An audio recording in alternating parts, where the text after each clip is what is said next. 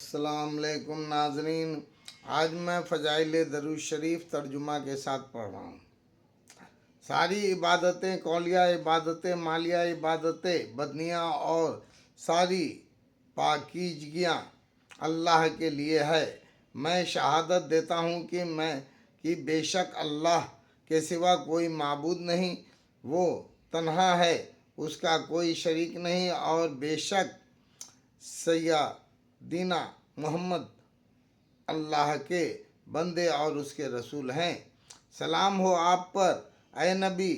اور اللہ کی رحمت اور اس کی برکتیں ہوں۔ سلام ہو ہم پر اور اللہ کے نیک بندوں پر۔ التحیاتو الطیباتو الصلواتو تزکیۃ اللہ، اشہد ان لا الہ الا اللہ و اشہد ان محمد عبدہ و رسولہ۔ السلام علیکہ ایھا النبی و رحمۃ اللہ وبرکاتہ۔ السلام علینا وعلی عباد اللہ الصالحین۔ ساری عبادتیں، قولیہ، مالیہ اور عبادتیں بدنیاں اور ساری پاکیزگیاں اللہ کے لیے ہیں۔ میں شہادت دیتا ہوں کہ اللہ کے سوا کوئی معبود نہیں، اور گواہی دیتا ہوں کہ سیدنا محمد صلی اللہ علیہ وسلم اللہ کے بندے اور اس کے رسول ہیں۔ سلام ہو آپ پر اے نبی، اور اللہ کی رحمت اور اس کی برکتیں ہوں۔ سلام ہو ہم پر اور اللہ کے نیک بندوں پر۔ التحیات الصلوات للہ، السلام علیکہ ایھا النبی و رحمۃ اللہ وبرکاتہ۔ السلام علینا وعلی عباد اللہ الصالحین۔ تمام عبادتیں، قولیہ، بدنیاں اللہ کے لیے ہیں۔ سلام ہو آپ پر اے نبی، اور اللہ کی رحمت اور اس کی برکتیں ہوں۔ سلام ہو ہم پر اور اللہ کے نیک بندوں پر۔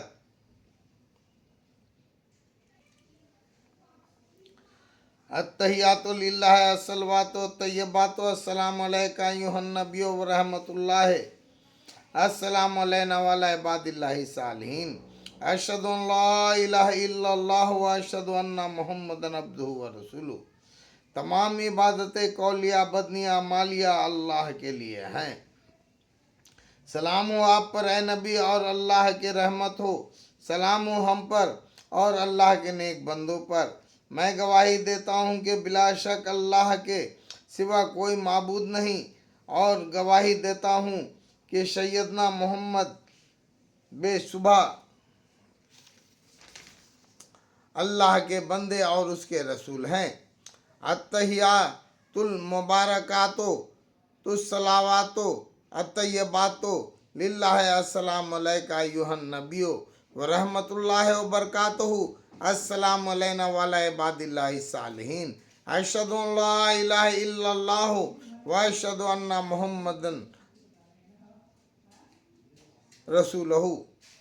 ساری بابرکت عبادتیں، قولیہ عبادتیں، بدنیاں عبادتیں، مالیہ اللہ کے لیے ہیں۔ سلام ہو آپ پر اے نبی، اور اللہ کے رحمت اور اس کی برکتیں ہوں۔ سلام ہو ہم پر اور اللہ کے نیک بندوں پر۔ میں شہادت دیتا ہوں کہ بے شبہ اللہ کے سوا کوئی معبود نہیں، اور شہادت دیتا ہوں کہ بے شک سیدنا محمد صلی اللہ علیہ وسلم اللہ کے رسول ہیں۔ بسم اللہ والسلام علی رسول اللہ۔ اللہ کے نام سے شروع کرتا ہوں، اور سلام ہو اللہ کے رسول پر۔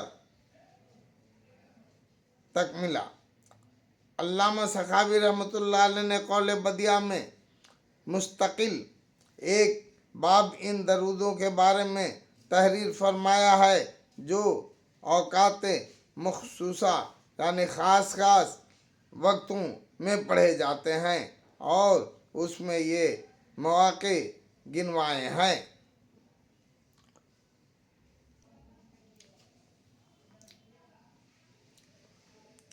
وضو اور تیمم کے فراغت پر، اور غسل جنابت یعنی ناپاکی کا نہانا، اور غسل حیض یعنی ماہواری کا نہانا سے فراغت پر نیز نماز کے اندر اور نماز سے فراغت یعنی فارغ ہونے پر اور نماز قائم ہونے کے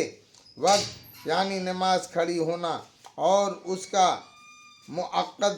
ہونا، صبح کی نماز کے بعد، مغرب کے بعد، اتحیات کے بعد اور قنوت میں اور تہجد کے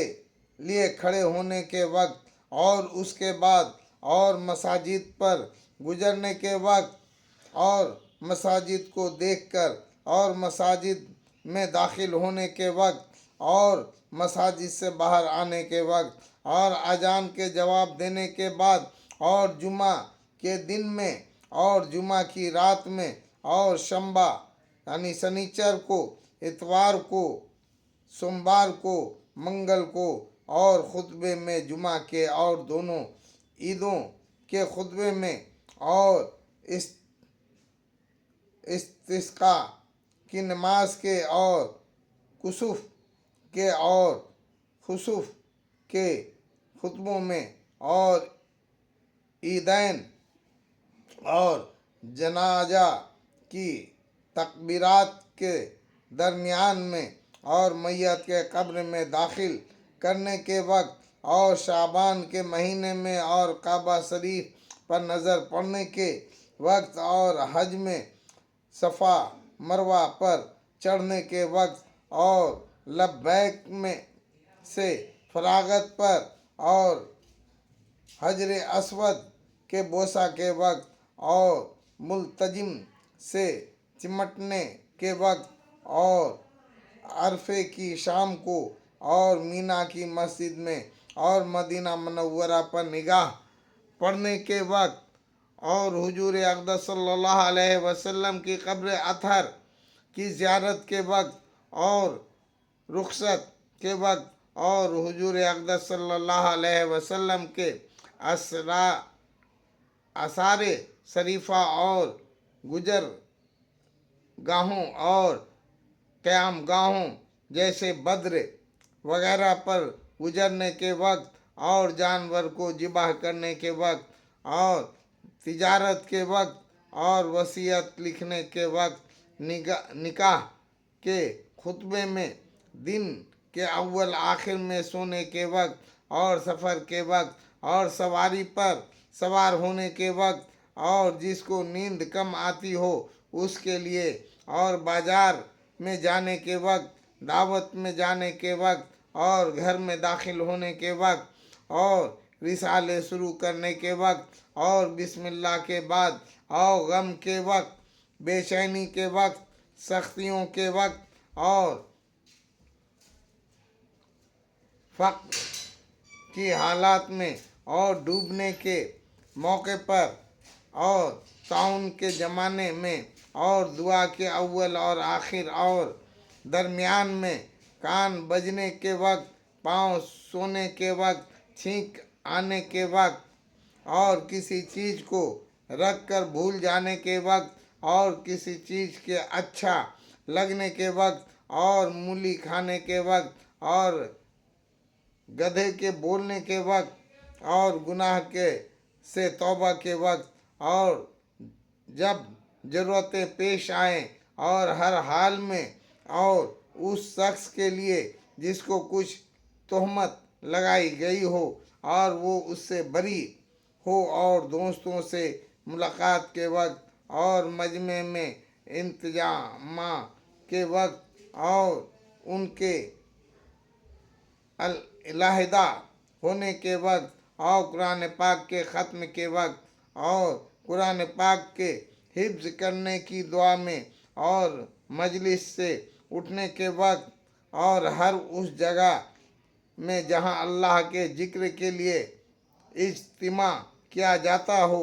اور ہر کلام کے افتتاح میں اور جب حضور اقدس صلی اللہ علیہ وسلم کا ذکر مبارک ہو، علم کی اشاعت کے وقت، حدیث پاک کی قرات کے وقت، فتویٰ اور باز کے وقت اور جب حضور اقدس صلی اللہ علیہ وسلم کا نام مبارک لکھا جائے۔ علامہ سخاوی رحمۃ اللہ علیہ نے اوقات مخصوصہ کے باب میں یہ مواقع ذکر کیے ہیں اور پھر ان کی تائید میں روایات اور آثار ذکر کیے ہیں۔ اختصاراً صرف مواقع کے ذکر پر کیا گیا، البتہ ان میں سے بعض کی روایت اس فصل میں ذکر کی جا چکی ہے۔ البتہ ایک بات قابل تنبیہ یہ ہے کہ علامہ سخاوی رحمۃ اللہ علیہ صفی المذہب ہیں اور یہ سب مواقع صفائی کے یہاں مستحب ہیں۔ حنفیہ کے یہاں چند مواقع میں مستحب نہیں بلکہ مکروہ ہیں۔ علامہ شامی رحمۃ اللہ علیہ لکھتے ہیں کہ درود شریف نماز کے قطع آخر میں مطلقاً اور سنتوں کے علاوہ واقع نوافل کے قطع اولا میں بھی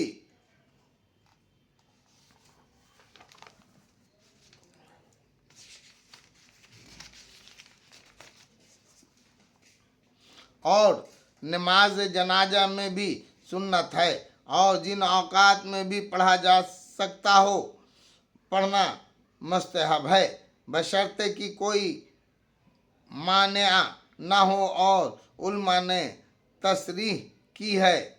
اس کے استحباب مستحب کی جمعہ کے دن میں اور اس کی رات میں اور اس کے شب کو، اتوار کو، جمعرات کو، اور صبح شام، اور مسجد کے داخل ہونے میں اور نکلنے میں، اور حضور اقدس صلی اللہ علیہ وسلم کی قبر اطہر کی زیارت کے وقت، اور صفا مروہ پر جمعہ وغیرہ کے خطبے میں، اور اذان کے جواب کے بعد، اور تکبیر کے وقت، اور دعا مانگنے کے شروع میں، بیچ میں اور آخر میں، اور دعائے قنوت کے بعد، اور لبیک سے فراغت کے بعد، اور اجتماع اور افتراق یعنی ملن اور جدائی کے وقت، وضو کے وقت، کان کے بجنے کے وقت، اور کسی چیز کے بھول جانے کے وقت، باز کے وقت، علوم کی اشاعت کے وقت، حدیث کی قراءت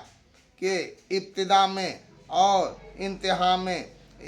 استفتاء اور فتویٰ کی کتابت یعنی کسی فتوے کا جواب دیتے وقت کے وقت، اور ہر مصنف اور پڑھنے پڑھانے والے کے لیے، اور خطیب